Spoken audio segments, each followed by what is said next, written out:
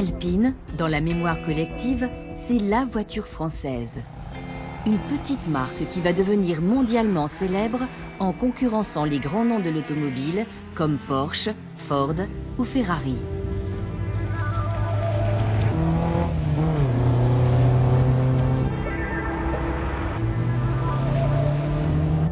Alpine, c'est une auto conçue à Dieppe et qui deviendra championne du monde des rallyes. Plus qu'une voiture, Alpine, c'est une aventure industrielle, devenue un mythe, un rêve français. Indissociable de la ville de Dieppe, dans son paysage comme dans la fierté de ses habitants, Alpine est une véritable icône mécanique. Elle reste un rêve que des amateurs font perdurer, une magie bleue qui trace son sillon dans la mémoire des passionnés de voitures de sport.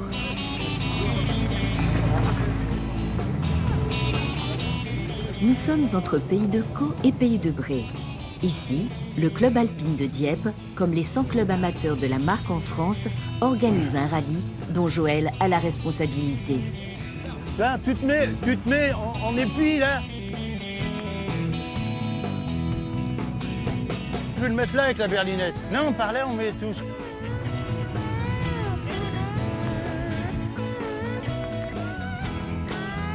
Alors, j'ai profité de la retraite pour me faire un petit plaisir et puis j'ai acheté ça il va y avoir 6 ans cette année. Une 310 V6 de 79. Aucune pièce n'avait été changée dessus quand je l'ai acheté. Ça veut dire que la première année, j'ai refait tout le train avant, la deuxième année, j'ai refait tout le train arrière. Et puis là, j'ai changé les amortisseurs et puis je continue à faire évoluer. Là, après, je vais attaquer un gros morceau parce que j'ai envie de refaire tout l'intérieur. Je sors en règle générale une fois la semaine avec. Souvent, c'est le dimanche matin parce que je vais chercher mon pain et j'en profite pour prendre le chemin des écoliers pendant que j'y vais. C'est le fief Alpine à Dieppe et puis on a été bercé ici dans la région avec les Alpines. Et puis en plus, moi, mon oncle qui était assureur à Neuchâtel, le fief de Jean-Luc Terrier. Donc tout ça a fait que... puis c'était une voiture de l'époque qui était agréable et puis qui a fait parler d'elle quand même, dans les années 70. L'histoire d'Alpine, c'est celle d'un personnage né à Dieppe en 1922, Jean Rédélé. Il grandit dans le port normand et passe son enfance dans le garage Renault que tient son père et dont il héritera. Garagiste mais aussi pilote, il participe au début des années 50 à de nombreuses courses. S'illustrant au volant d'une 4 chevaux, il brille dans les rallyes normands et dans les compétitions qui ont lieu dans les Alpes.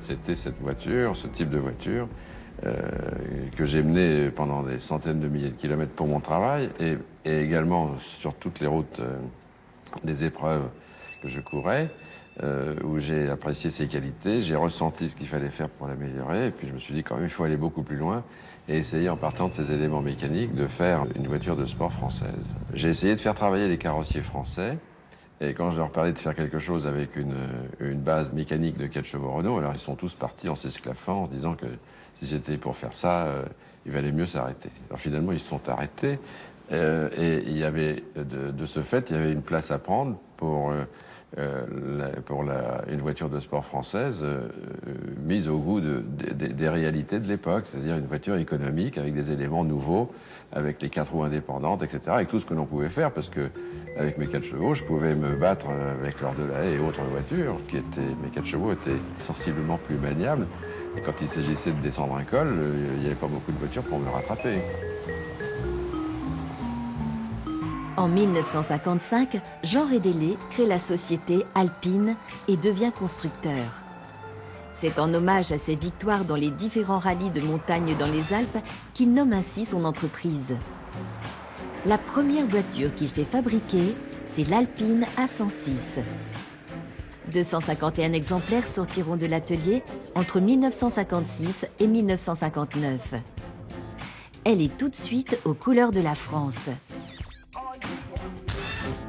Jean-Marc Cotteret est passionné d'Alpine et de son histoire. Il dirige une revue entièrement dédiée à la marque, 1000 milles. 1000 c'est le nom de la première Alpine. Le coche A106 était appelé aussi 1000.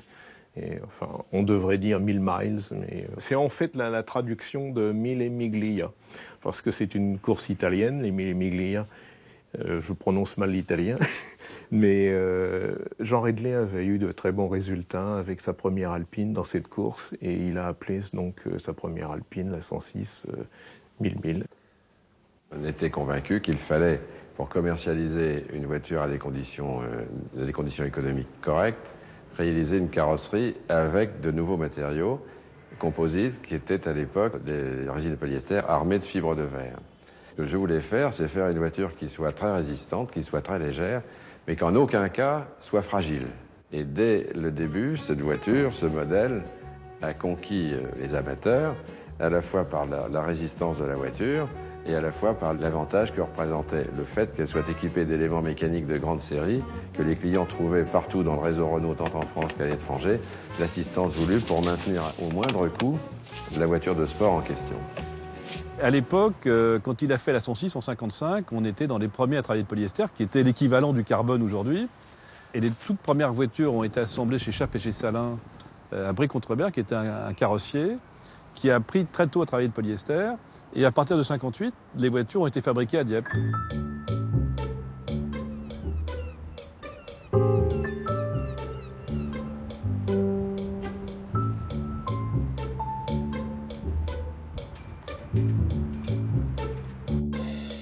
Jacques Chénis a 23 ans quand il commence à pratiquer le kart avant d'acheter sa première voiture pour courir en rallye. J'étais engagé au rallye du Touquet et j'ai été demandé à Redley s'il pouvait me prêter une voiture. Et très gentiment, il m'a prêté la voiture qu'il réservait à Ferré, en me disant surtout ne la cassez pas parce que le week-end prochain, elle est engagée, je ne sais plus quel rallye. Et donc, c'était ma première expérience de pilote avec Jean Redley. C'était une A108 1000.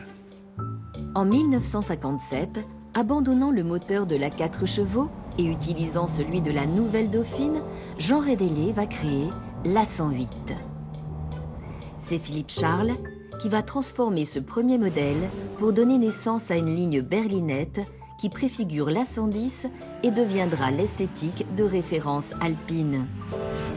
J'habitais encore chez mes parents et puis étaient parus 2 articles dans l'Action automobile et touristique pour, disons, présenter les premiers modèles de prototypes que je réalisais. En dessin et en maquette. Voilà, j'avais 15 ans et demi. Et un soir, M. Redley a sonné à la porte de la maison de mes parents pour voir un petit peu qui j'étais d'abord et puis demander à mes parents que je puisse travailler avec lui. C'est après qu'on a commencé à transformer, couper les phares, allonger le devant, abattre le pare-brise plus, et puis le toit qui va jusqu'au bout. Et donc c'est les premiers plans donc, de la berlinette. Hein. Il n'y a jamais eu de dessin de fait avant ça. Le modèle mythique d'Alpine, c'est la berlinette A110 qui naît en 1962.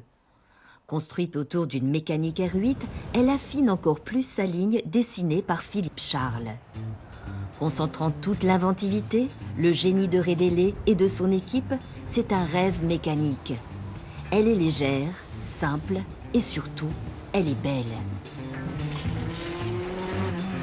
Jean-Pierre Limondin a été embauché en 1963 pour développer la marque à l'étranger. Il est l'heureux propriétaire de la toute dernière berlinette A110 sortie de l'usine Alpine en 1977. Alors c'est un petit peu bruyant, c'est pas quand même scandaleusement bruyant, mais enfin on se rend compte qu'on n'est pas tout à fait dans une voiture de tourisme moderne. Et à l'usage, on s'aperçoit qu'on ne fatigue pas dedans. Par contre, c'est pas top parce que c'est un tout petit volume. Il y a quand même un pare-brise là qui rayonne beaucoup. Et puis surtout, il y a un radiateur devant et un moteur derrière. Donc dans la poutre centrale, là, il y a des tuyaux d'eau chaude qui circulent. Et ça finit par imprégner, la température s'imprègne un peu partout dans l'habitacle là. Et bon, on émouille sa chemise. En en 63. J'avais fait mes offres de service à Redélé et puis il m'appelle en me disant ben voilà, j'ai un problème, j'expose mes voitures, la A110 la première fois, la nouvelle berlinette, j'ai personne pour tenir le stand, est-ce que vous vous sentez capable de le faire? J'ai dit oui tout de suite.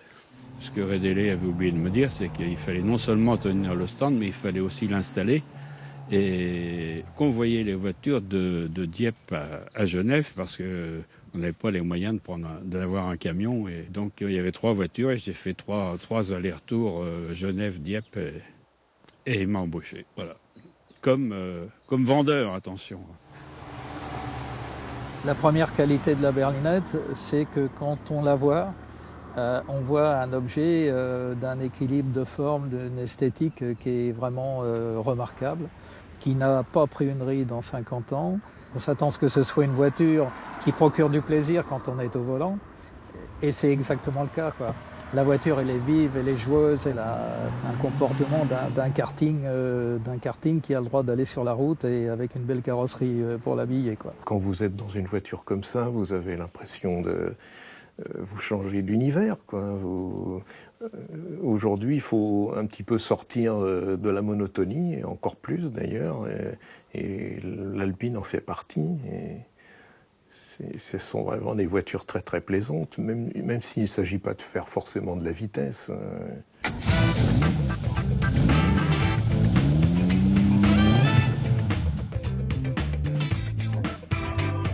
Gilbert Arrivel débute comme simple mécano dans la concession Renault de Dieppe en 1957.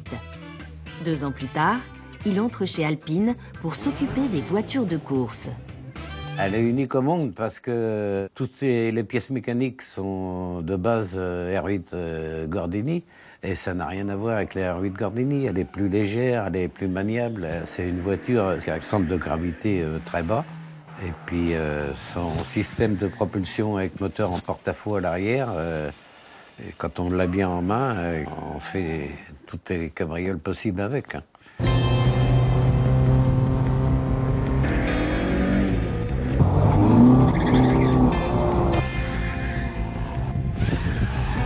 Jean-Jacques Mancel est collectionneur et passionné de voitures de course. Il crée le premier des clubs alpines en 1975 et dirige aujourd'hui la revue Berlinette Mag, consacrée à la marque. C'est surtout la forme qui plaisait, le look, quoi. Et puis quand tu t'assois à l'intérieur, t'es dans une voiture de course, quoi. Et ce qui est important, tu penses que tu la maîtrises. Bon, après, il faut réfléchir un petit peu quand même. Mais quand on s'assoit au volant, on se dit, on se prend pour un pilote.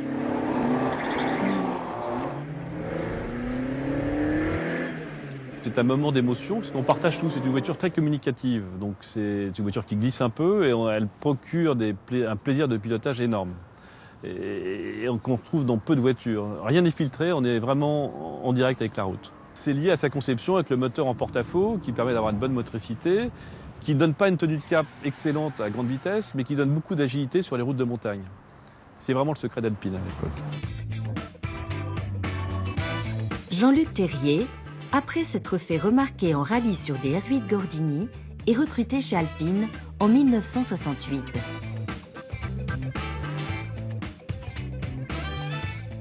La berlinette, c'était, si on peut la définir ainsi, c'était l'auto la plus facile à conduire en virage et la plus difficile à conduire en ligne droite. Parce qu'une berlinette ne posait aucun problème. Dès qu'elle était en glissade, c'était un jouet. Alors que la maintenir en ligne droite, c'était tout un problème. André Desaubry, dit le Kabyle, est embauché en 1964 pour monter les mécaniques des A110 de série. Il va très vite travailler au service compétition. La première voiture que moi j'ai conduite pour un client, je suis allé la conduire à Paris. Et j'allais à gauche, à droite, à 110 km/h. Ça me rappelait un peu la 4 chevaux qui était une voiture qui se conduisait à 90 km/h en ligne droite avec des sueurs. Mais par la suite, elle a tellement évolué cette berlinette à travers la suspension, à travers les pneumatiques, à 200 km/h, ça pose aucun problème. J'étais amoureux des Alpines parce qu'elles étaient belles, c'est à 110 là. Alors je me rappelle, justement une fois en haut de l'avenue de la Grande Armée, j'en ai vu une, je me suis arrêté pour la caresser, quoi, comme on caresserait un bel animal, quoi. Jean-Claude Andruet est embauché chez Alpine en 1967. Et alors au niveau pilotage, il n'y a pas que des qualités, c'est assez spartiate et on n'a pas beaucoup de place dans une Alpine. Mais au niveau plaisir, c'est la voiture numéro 1, au niveau plaisir du pilotage. C'est fabuleux. Sur la neige, moi j'ai gagné plusieurs fois Chamonix aussi sur la glace.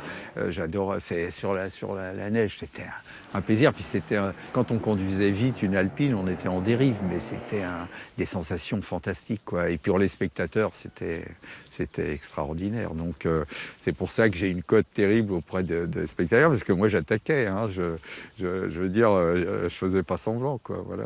Il y a le bruit, hein. Il faut se restituer à l'état d'une berlinette. Est-ce qu'on peut conduire aujourd'hui dans une voiture, même de sport, du 21e siècle? Alors c'est tout à fait différent, mais on a un bruit, les odeurs de fumée, on a les odeurs d'essence, on a tout qui sont des éléments qui donnent du plaisir. Souvent, à la fin de mes courses, je remerciais Jean Rédélé dans ma tête d'avoir fait cette voiture, parce que j'y prenais un plaisir terrible et j'appréhendais le moment où la course allait s'arrêter, parce que j'allais plus l'avoir en main, quoi. Voilà, c'était fantastique.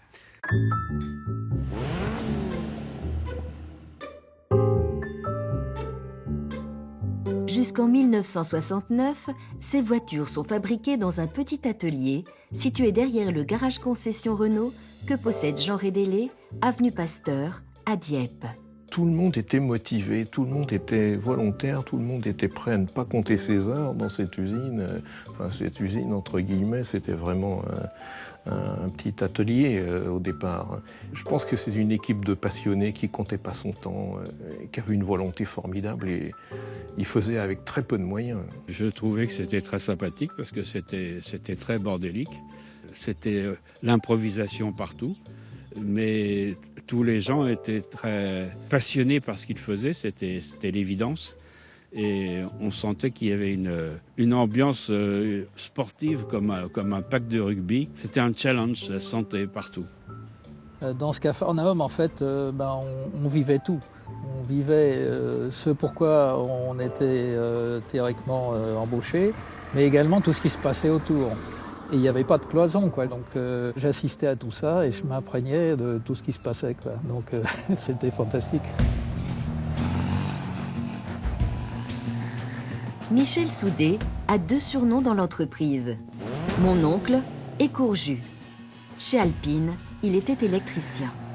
Ça commence comment? Sur un coup de tête. J'étais à un centre d'apprentissage juste en face chez Rédélé, mais je ne savais même pas qu'ils faisaient des voitures de l'autre côté de la rue. Et puis quand on a eu le CAP, les plus forts, ceux qui avaient les meilleures notes, étaient allés chez Citroën. Comme j'étais le 2e, je ne suis pas allé chez Citroën. Donc j'étais mauvais, j'ai traversé la rue. Je suis allé chez Renault, comme ça. Et j'ai demandé à travailler comme mécano. On m'a dit non, il n'y a pas besoin de mécano. Bon, je suis reparti. Et puis c'est Étienne Desjardins qui m'a rappelé, il m'a dit, sais-tu faire électricien? J'ai dit oui, je ne savais pas. C'est le truc que j'aimais pas à l'école. Et puis bon, c'est parti comme ça. La journée, il faisait les voitures de série, la nuit, il fabriquait les voitures de compétition. Il fallait sortir les voitures dehors pour faire les voitures de compétition. C'était vraiment... tout le monde était très proche les uns des autres. On était une 50aine à peu près à cette époque-là.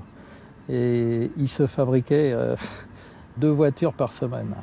Une équipe qui s'occupait de monter les portes, de monter tout le côté de caisse par exemple, un de chaque côté, et chacun avait parfois ses petites astuces, ses façons de faire pas tout à fait les mêmes.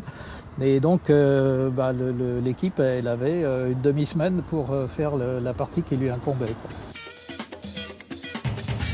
Après un bac technique, Jacques Bornick rentre chez Alpine en 1968, d'abord comme mécano.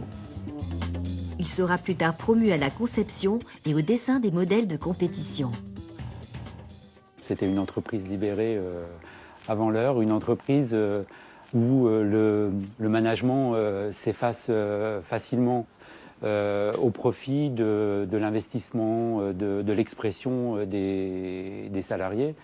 Bon, les salariés qui étaient des mécanos à l'époque. On découvrait justement un métier qu'on n'avait jamais abordé et on n'imaginait pas qu'on pourrait nous faire confiance à ce point.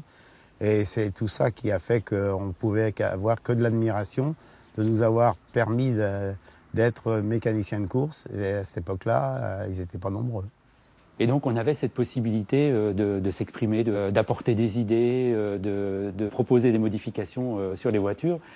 Et c'est évidemment une forme de réalisation de soi, une forme d'existence professionnelle particulière, ce qui est aujourd'hui recherché par tous les services RH. Mais nous, c'était notre vie, c'était naturel, c'était comme ça, quoi.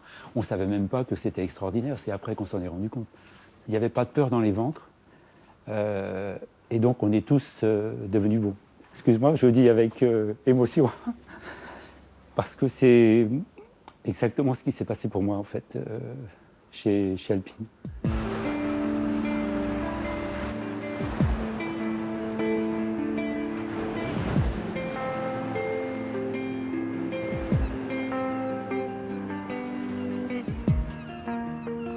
L'année 1967 va marquer de forts changements pour Alpine. Née à Dieppe, au fond d'un garage Renault, la marque qui vend plus de 300 véhicules cette année-là voit le modeste atelier de l'avenue Pasteur déborder. En 1969, Alpine déménagera et s'installera toujours à Dieppe, rue Bréauté, sur un site à la taille de l'entreprise.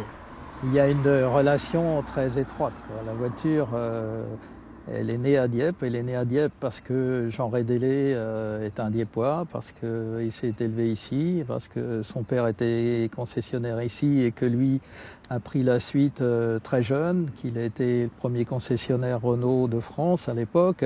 L'histoire d'Alpine, elle est intimement liée à Dieppe et forcément la plupart des gens qui ont participé à cette aventure sont originaires de Dieppe ou des environs, tout proches. Elle est normande parce que son fondateur, patron, entrepreneur était normand, à savoir Jean Rédélé. Il était bien dieppois et il avait toutes les caractéristiques du dieppois, je dirais. Il avait la fibre comme certains explorateurs qui sont partis de Dieppe.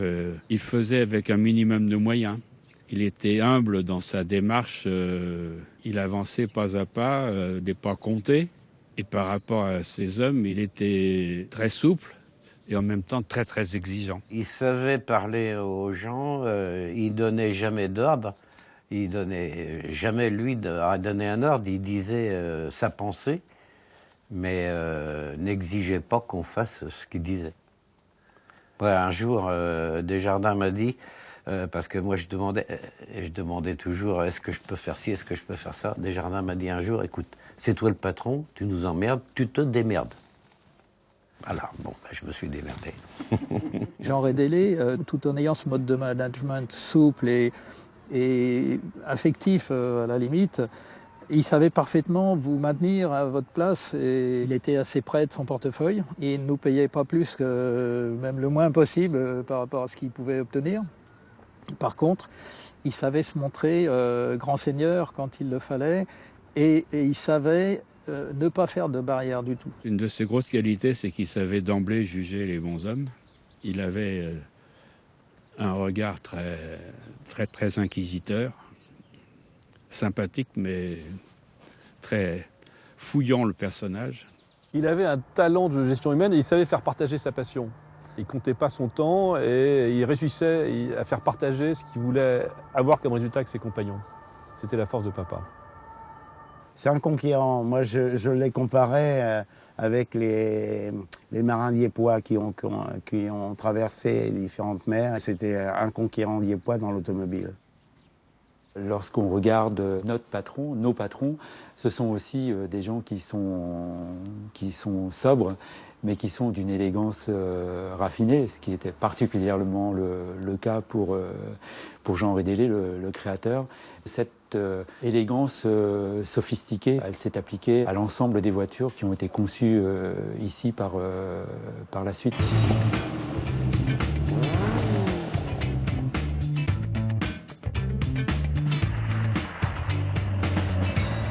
À la fin 1967, Jean Rédélé accepte un accord avec Renault qui prend les 2/3 des coûts du service compétition et qui fera courir aussi bien les Alpines que les R8 Gordini. Les voitures qui participent désormais aux courses le feront sous les couleurs et la dénomination Alpine Renault. Il y avait une condition, c'est que soit le directeur sportif de cette nouvelle écurie, Alpine Renault cette fois, et là ça a été pour moi une décision très difficile à prendre, c'est que là je devais réellement renoncer complètement à courir. Jacques Chénis va donc faire courir sous ces nouvelles couleurs des pilotes déjà liés Alpine comme Jean-Claude Andruet, Jean-Pierre Nicolas ou Jean-François Piot. Pour Bernard Darniche, ancien ouvrier dans l'industrie et venu au rallye sur le tard, l'aventure alpine commence pendant le Critérium des Cévennes en 1969. J'ai pas de mémoire, je ne vis pas avec mon passé, mais il y a les moments forts comme ça qui sont tellement forts parce que ça fait basculer ma vie d'une vie d'ouvrier dans une vie d'extrême privilège, de privilégié absolu, quoi. Et donc ce Critérium des Cévennes, pluie, brouillard, l'enfer sur route, comme quand il pleut dans les Cévennes. Il y avait les 9 Alpines officielles d'engagés. Il y avait Depailler, Jabouille, Andruet, Nicolas, Piot, Vinatier. Tous, ils étaient tous là au volant d'une voiture. Et moi, j'étais au volant de la petite NSU. Et j'étais en tête. Et je ne me rendais pas compte, parce qu'à cette époque-là, va comme je te pousse, hein, on allait le plus vite possible, le plus longtemps possible. Et puis, le rallye se faisant, la nuit passant, je me rendais qu'autour de moi, il y avait de plus en plus de journalistes qui me posaient des questions. Je ne comprenais pas pourquoi ils étaient après moi, parce que je n'avais jamais vu autant de journalistes, moi. Et ils me disent, mais t'es en tête du rallye. Et j'étais en tête du rallye devant tout le monde. Je prends le tournis, quoi. Enfin, je me dis, c'est pas possible, qu'est-ce qui se passe? Et donc, je fais cette épreuve, je crève à l'avant gauche, je me rappelle. Crever à l'avant sur une voiture comme ça, c'est pas grave, on y va, quoi. Et puis, j'ai voulu m'arrêter, changer de roue. J'ai changé de roue, et je n'ai fait que deuxième. Mais à l'arrivée à Montpellier, je me suis vu arriver Jacques Chénis, Jean Rédélé. Je me rappelle, ils m'ont pris par le cou tous les deux en me disant « On ne sait pas ce qu'on va faire de toi, on a déjà le plein de pilotes, on n'a pas de programme pour toi, mais tu vas arrêter de nous emmerder, tu vas signer un contrat de 3 ans, au moins on sera à l'abri de ce genre d'affront qu'on a failli subir. » Et ça s'est passé comme ça, et j'ai signé le rêve absolu, parce qu'à l'époque, rentrer dans l'équipe alpine, c'était rentrer chez Ferrari aujourd'hui. Hein. Quand on est pilote de rallye, j'étais en train de rentrer dans la meilleure équipe, celle qui faisait le plus rêver. Nicolas est le fils de Jean-Luc Terrier. Passionné de rallye, il connaît la carrière de son père par cœur. Papa tournait sans arrêt sur un circuit, faire des tours, bon, ça l'a jamais trop motivé. Un rallye, c'est à chaque fois une découverte de nouveaux horizons, de nouvelles routes, différentes surfaces. Parce que bon, les rallyes, c'était quand même du goudron, de la terre, de la neige, de la glace. Donc différents styles de pilotage. Et le fait de partir tout seul contre le chrono, c'est-à-dire se battre contre soi-même, le motivait particulièrement. Et ça évitait qu'il pousse les autres. Parce que je pense que papa avait un tempérament, il n'aimait pas être derrière les autres.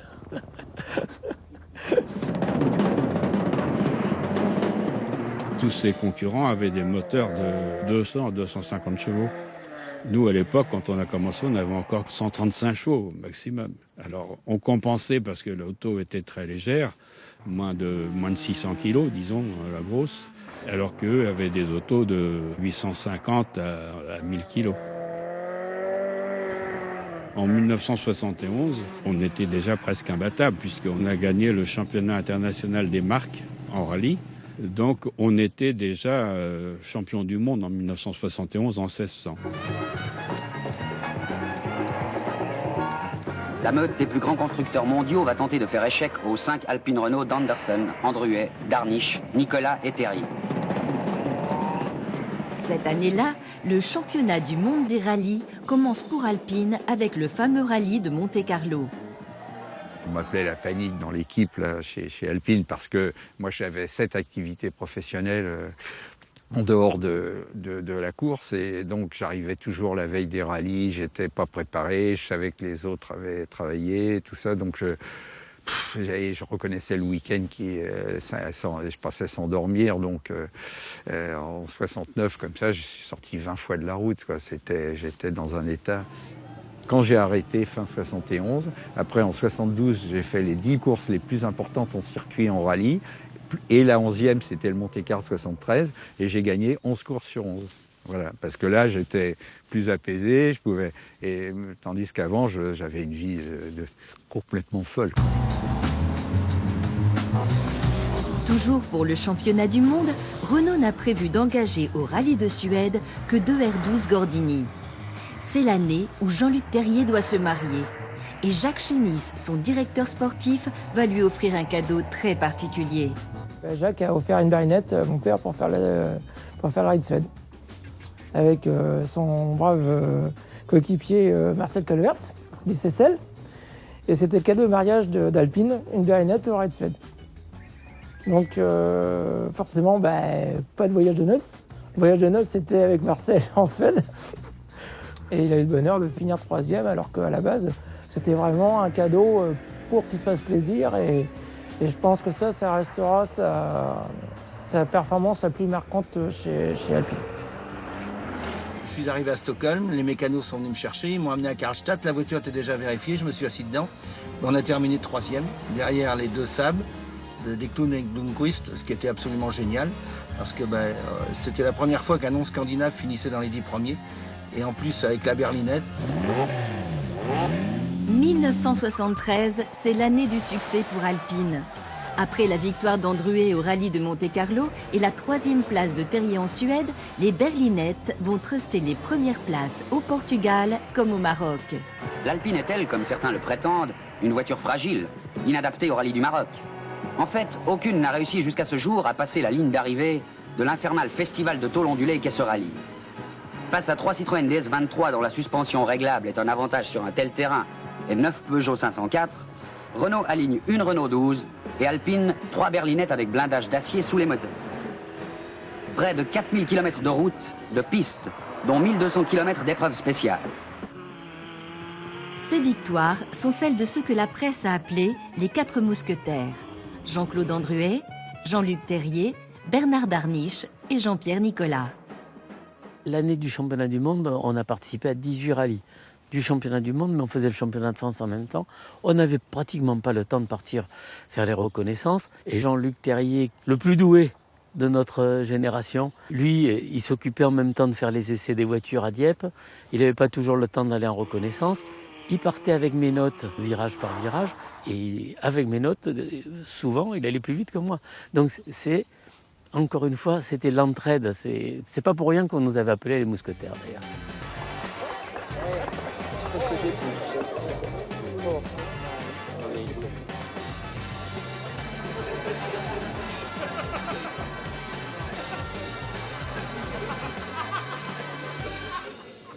Mon souvenir le plus fort en rallye, c'est en 73, quand on a gagné le championnat du monde avec cette voiture-là, qui est immatriculée 86-93 HG76. C'est mes initiales en plus. Je connais tous les numéros par cœur. Là, il fallait avoir aussi des mécaniciens phénomènes qui non seulement étaient de bons mécaniciens, mais aussi de bons cartographes. Parce que je me posais toujours la question, quand vous faites des rallyes dans les sentiers muletiers en Grèce, par exemple, en Macédoine ou je ne sais où les panneaux sont indéchiffrables pour un bon normand, et que les paysans du coin ne parlent que le grec, et ni l'anglais ni le français, mais évidemment, je me demandais toujours comment ils arrivaient à s'y retrouver. C'est un peu le pif. Je me souviens de la Grèce où effectivement il y avait très peu d'indications, surtout dans les campagnes. Et on n'a jamais loupé un point d'assistance. cette façon de vivre sans avoir peur de mourir, ce qui n'est pas le cas aujourd'hui. On vivait bien parce qu'on n'avait pas peur de mourir, on n'avait pas peur. Parce que les mécaniciens, pour faire les points d'assistance, c'était pire qu'une course. Au volant de leur Renault 16, avec des galeries, les pneus plein le toit, de la mécanique plein le coffre, des voitures qui devaient peser 75 tonnes. Ils attaquaient comme des malades. Et évidemment, avec les conséquences qu'on connaît, ils se viraient. Enfin, c'était un commando de neuneux français. On n'avait pas les moyens, on n'avait peut-être pas les meilleures voitures, mais je crois qu'on avait une cohésion qui faisait qu'on était quand même très performants. Il y a eu mon père, Jean-Pierre Nicolas et Bernard Darniche qui ont fait toute la saison. Plus Jean-Claude Androuet qui a fait le Monte-Carlo, qui l'a gagné.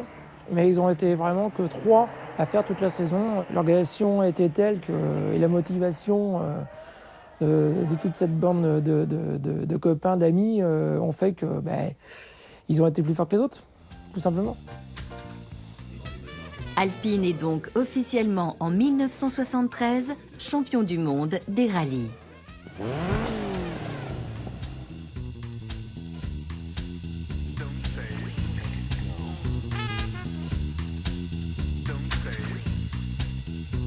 C'est Jean-Luc Terrier qui avait proposé, c'était au début de la saison 71, je crois me souvenir, de faire bourse commune. On gagnait quand même souvent à l'époque. Et ils se répartissaient les prix entre eux, sachant qu'ils donnaient systématiquement 10% aux mécaniciens, mais ça c'était traditionnel. C'est-à-dire que si un pilote abandonnait, ce qui devenait très rare, il venait dans l'assistance avec moi et il me disait en plaisantant, tiens, c'est mon capital qui roule. Les mécanos qui faisaient partie de l'équipe d'assistance, ils dormaient dans les mêmes hôtels que les pilotes ou que lui-même, Jean Rédélé. Et puis après une victoire, tout le monde était à la même table et fêtait la victoire, que ce soit le mécano le moins gradé ou que ce soit lui patron ou que ce soit n'importe quel pilote. C'était pas le meilleur des mondes, encore une fois. On avait des histoires d'ego comme partout, donc bienvenue chez les humains, chez Alpine aussi. Par contre, dans les moments importants, chacun tirait dans le même sens. Les pilotes, les mécanos, et y compris le père Wadou, qui était un ancien pêcheur de Diepois, qui balayait l'atelier, il avait les mêmes primes que les pilotes. Chacun était indispensable au fonctionnement du système. Je me rappelle qu'on a fait une journée à Manicourt. Les pilotes devenaient mécanos et nous, on devenait pilotes. Donc, je vous explique pas le désastre. On était mieux avec notre caisse à outils. Puis eux aussi, c'est réciproque. Maintenant, ça se fait plus, tout ça. Il faut avoir des diplômes, sortir des écoles et tout pour se serrer des boulons sur la piste. Nous, c'était comme ça, quoi. Mais on est tous tombés au bon moment. Et l'équipe s'est faite comme ça, quoi. Quand je voyais qu'un pilote prenait un petit peu trop la tête qui s'enflait un petit peu, je le ramenais gentiment à la raison, quoi, en disant qu'il n'est pas indispensable à l'équipe. Après tout, on est très bien, on est très content d'être avec lui, mais s'il veut être supérieur aux autres, il peut aller chez Porsche ou ailleurs. Je me suis rendu très vite compte que derrière les performances sur l'asphalte, j'étais complètement largué sur la terre. Et c'est là où je rends un hommage et une reconnaissance incroyable à Jean-Pierre Nicolas, qui m'a emmené à côté de lui, sur la terre, pour m'expliquer comment ça se passait sur la terre. Vous vous rendez compte ? On s'attachait à faire gagner l'équipe. Alors, faire gagner l'équipe, c'était une communion permanente entre les 4 pilotes officiels, Terrier, Darniche, Androuet et moi. Au départ du rallye, bien sûr, le but c'était personnellement de gagner. Mais à mi-parcours, quand les positions étaient plus ou moins stabilisées, le but c'était qu'avant tout, ce soit une Alpine qui gagne. Chez nous, chez Alpine, pendant 4 ans, putain, bouffer les uns sans les autres, mais c'était pas possible, quoi. On était ensemble, tout le temps, ensemble, tout le temps, pour faire des conneries, pour gagner des courses, mais on était ensemble tout le temps. C'est ça qui changeait les choses. Et je pense que c'est ça qui a amené principalement les résultats à l'équipe. Hein. Vraiment. Oui, c'est plutôt une famille. D'ailleurs, ces messieurs et dames m'appelaient papa, et ce qui à l'époque, alors que j'étais jeune et que j'avais moi-même mes enfants, me plaisait pas trop. Mais maintenant,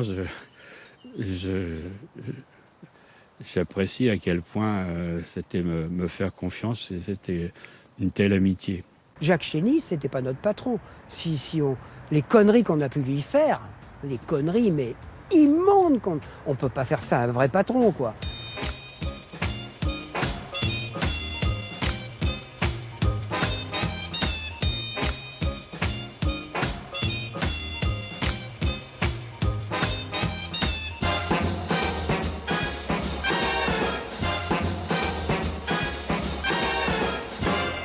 Mais en même temps, il y avait cette espèce de reconnaissance de ce qu'il nous apportait en termes de management, en termes de réflexion stratégique.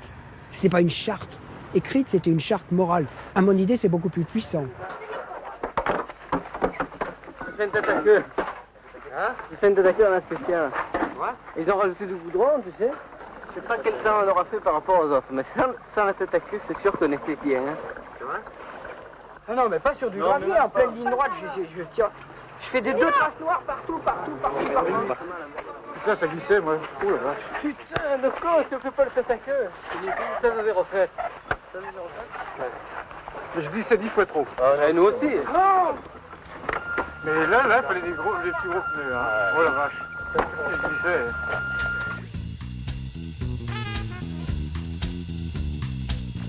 Un beau jour, le travail, il y en avait jusque-là. Et puis j'ai demandé à Étienne Desjardins d'avoir un mécanicien en plus avec moi. Il dit que ça arrangerait bien les choses. Alors j'ai pris mon bâton de pèlerin, j'ai fait tous les garages de Dieppe. Et j'ai récupéré 1, 2, 3, 4, jusqu'à une petite vingtaine de mécaniciens. Tout ça dans l'espace de 3 ou 4 ans. Hein. Mais j'ai commencé par André Desaubry, c'est le Kabyle, parce qu'il a pris une balle en Algérie, en Kabylie, hein, pour ça qu'on l'appelle le Kabyle. L'électricien, on l'appelle Courju, ou mon oncle. Tout le monde a un surnom, pratiquement. Moi, c'est le juteux, à cause de mes recrutements que j'ai fait dans tous les garages de Dieppe. Ils m'ont appelé le juteux. Les surnoms... sont les mécaniciens, les Dieppois, ils font pas de cadeaux en général. Les jeunes, c'était les gamins, alors que ce soit le pauvre De Paillet ou Jean-Luc Terrier, c'était le gamin. Je me suis retrouvé avec le nom de baptême 50-50. C'était un peu pour charrier ou mettre en relief mon souci du compromis. Moi, c'était la luge. Pourquoi? Parce que j'étais vraiment pas bon sur la terre, la glisse et tout ça, jusqu'au jour où je me suis mis à gagner des courses sur glace. Et puis que je suis devenu aussi un pilote de glisse, donc c'était la luge, parce que je glissais, parce que... Moi, ils m'ont appelé Jumbo. Faudra demander à Bernard Darny, c'est parce que c'est lui qui m'a trouvé ce surnom. Je ne sais pas si c'est à cause du nez, ou c'est très possible, ou à cause de la corpulence, parce qu'à l'époque, j'étais beaucoup plus costaud. Jean-Pierre, c'était Jumbo, hein, l'éléphant volant. Hein.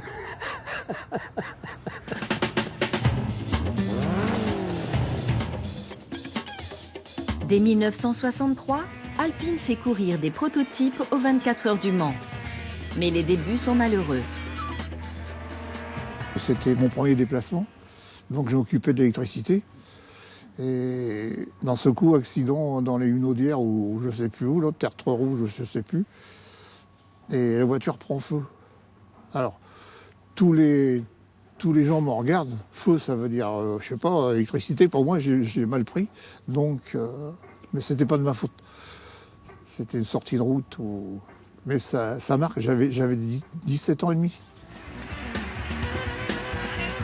En 1964, Alpine gagne l'indice énergétique et 2 ans plus tard, la marque remporte les 3 premières places à cet indice qui mesure le rapport entre la consommation et la vitesse. Jacques Chénis, encore pilote à l'époque, est classé premier.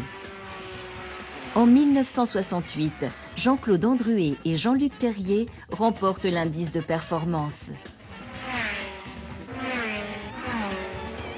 Gilbert Chapelle est collectionneur de voitures et amateur d'alpine.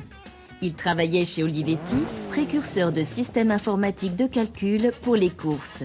C'est un long roman, c'est une belle histoire. Ça date, pour Alpine en particulier, des années 68. C'était un événement pour nous, puisque Olivetti sortait son premier calculateur et on faisait une première avec Alpine aux 24 heures du Mans pour calculer l'indice énergétique et l'indice de performance. En 1978, Alpine sera vainqueur aux 24 heures du Mans. Une fin en beauté, car Renault, qui prend cette année-là le contrôle définitif de l'enseigne, arrête sa participation aux courses. Jean Rédélé a complètement abandonné Alpine à la marque aux losanges. Le fondateur décédera en 2007.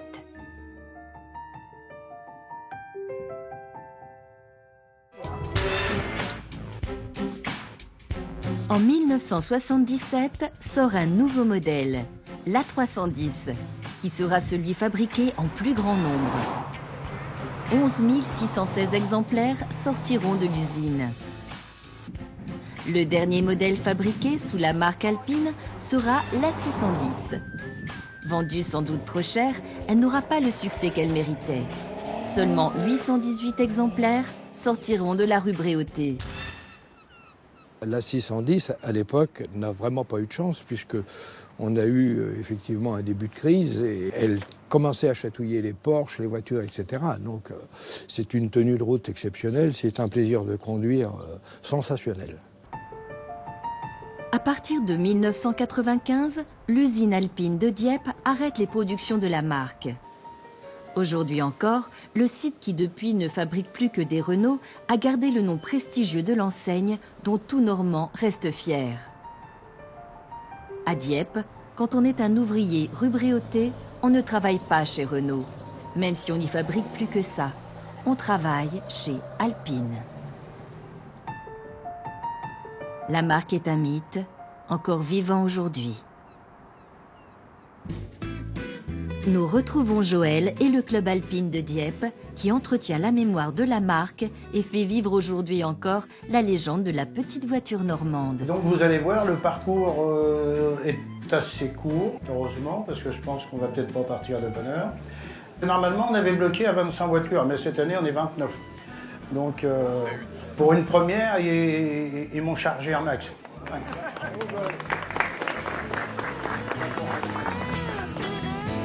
Là, tu fais un gauche-droite. Et puis après, tu es sur la bonne route.